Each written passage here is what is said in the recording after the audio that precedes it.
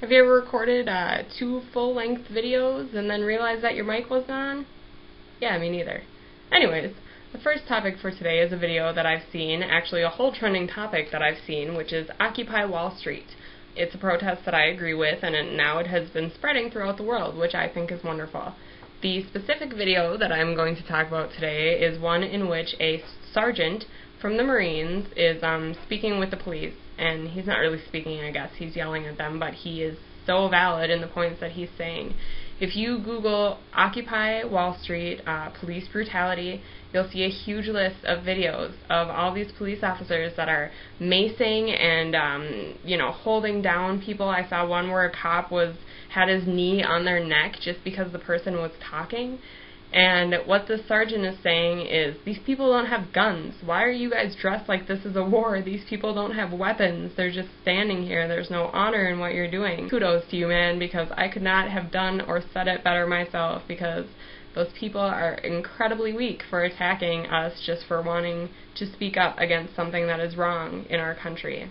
It kind of gives the message that we aren't actually allowed to talk about things if they don't coincide with what our country wants. By our country, I mean the top 1% of people that have over half of our wealth. The numbers that I have are from 2007, and since then they said that they have only grown in the favor of the rich people, but I couldn't find a totally reliable source for them. So just imagine these numbers plus a little bit more in the rich person side. 1% of Americans in 2007 had 42.7% of all the wealth in the country. That's kind of ridiculous. 19% of them had 50% of the wealth. And at this point you might be saying, wait a second, that doesn't leave very much for the rest of us. And that's because that's exactly right. In 2007, 80% of us, the majority, only had 7% of the wealth. This is the problem that these people are protesting. And it's frustrating to me when people are complaining about not being able to get to work, not being able to walk on the sidewalks, because there are people that are affected by this too. They're basically saying that they don't really care enough to do anything about it. The people that are protesting, a lot of them have lost everything that they own. If the economy continues in this direction without people standing up like they are, then everyone is going to be affected in that way. So it's easy for you to complain about not having a way to get to work, but what happens when you don't have a job, or a car, or a house? Then it's going to be too late for us to do anything about it. A comment that I get a lot of times from mostly white Republicans, actually, if you want money, then work hard and you'll earn more. I understand this concept, and I think that we would live in a beautiful country if this concept applied to us, because that would mean that we all have equal chances at the wealth. However, the fact of the matter is that America does not have equal chances at the wealth. And the people that assume this are oftentimes people who have grown up in white, middle to upper class America. People who think that they were poor, say living in middle class suburbia, but have no idea what poor actually is until they've seen or been to the ghetto. I've worked with a lot of different kids in the mental health field, in the jobs that I've been working at, and so many of them are just bright and smart, and all they know how to do is use their intelligence for manipulative things because of the way that they were brought up. The example that I give a lot of times is, so we have one boy who is born into upper middle white class, say a suburb or something. He's got 2 parents and a sister and a dog, and they live a pretty good life. I mean, it's not perfect every day, but they live a pretty good life. And his IQ is, say, 90. So we have another kid who grows up in 8 Mile, the deep ghetto of 8 Mile. He's African American. His mom is prostituting because she doesn't have another way to make money in this area, and his dad has been out of the picture for quite some time. His IQ is 150. Going on into their lives, we have this white boy with an IQ of 90.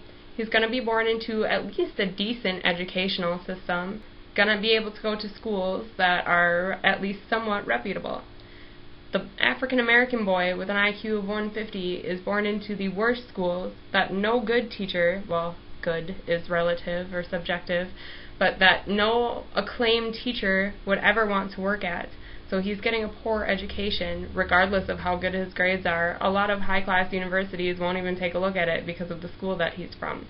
This white boy gets a job at McDonald's, and he starts earning money while he's going to high school. The African American boy can't get a job anywhere, even Popeyes or McDonald's, because all of the adults in the area need jobs too. The little white boy graduates, and his parents buy him a car, and he gets to go to college, which his parents pay for. The black boy graduates. He doesn't get a car because his mom doesn't even have a car. He doesn't have a way to get a car because he hasn't been able to get a job. And what's his option going to be? He can't get out of the town to try to find a good job. He can't get a job anywhere. Nobody's going to help him drive to work, to and from work every day. And by this point, he's probably already seen so much in his life that he's kind of given up on trying to be productive, because those impoverished areas, kids have to worry about getting shot. Kids have to worry about actually getting molested on the streets. This is a real fear for a lot of 10, 11-year-old kids that are walking around. It's not at all like it would be if he grew up in a different area. To say that in America it's simply work hard, earn more. If you're better educated, if you're more intelligent, then you can make more money. It's not the case, because there's tons of kids that are smart and bright and could make incredible changes in this world that won't get a chance because of where they're born. In regards to the elite people that run this country, I don't know if I necessarily believe in the Illuminati, although it is weird once you start learning about them and start looking at the media and the types of symbolism that's in it. But it raises questions to me, because I know for a fact that the top 1% of people in America run this country. Why aren't more people upset about this, and why haven't more people stood up before this?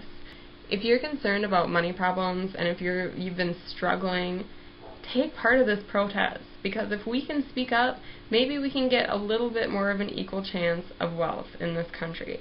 And that's really all we need. It doesn't need to be the rich people need to pay tons of taxes for the poor. No, there shouldn't be that much of a separation to begin with. We should have equal chances at wealth for everybody in the world. And it's not going to be until people stand up to it and speak out against it that it's going to change. And that's with any negative thing that happens in the world. So I want to just say thumbs up to you guys that are out on Occupy Wall Street, and I wish I could be with you. And stand up and speak out, and remember to remain nonviolent, because otherwise you make the cause look invalid. And remember that you're representing a cause, and stay calm, stay peaceful, and speak up and speak out, and let's see if we can get things changed. And if you were unaware of the wealth distribution problem before this, then now is your time to start speaking up with the rest of us and start saying that, you know what, it's not okay that we don't get money and 1% of the white rich men in America do.